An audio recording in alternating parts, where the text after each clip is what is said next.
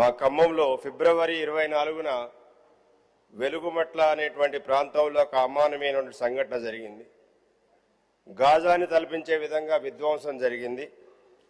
దీనిపై మా BRS party ప్రతిపక్షాలు పెద్ద ఎత్తున ఆందోళన చేయడం జరిగింది. ఇందిరమ్మ రాజ్యం పేదలకు ఇళ్లు కట్టిస్తా ఉన్నటువంటి ప్రభుత్వం పేదల ఇళ్లను నిర్దాక్షిణ్యంగా కూల్చడం జరిగింది. ప్రతిపక్షాలు చేసినటువంటి ఆందోళనకి తలొగ్గి ప్రభుత్వం దిగివచ్చి ఎక్కడైతే కూల్చారో అక్కడే పట్టాలిచ్చి ఇళ్లు కడతామని ప్రకటించడం జరిగింది. ఇది ఎట్లుందంటే చంపినోడే సంతాప సభలు పెట్టిన విధంగా ఉంది అధ్యక్ష.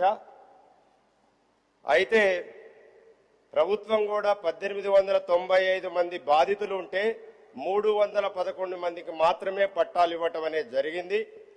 నేను ఈ వేదిక ద్వారా మీ ద్వారా ప్రభుత్వానికి విజ్ఞప్తి చేస్తున్నాను.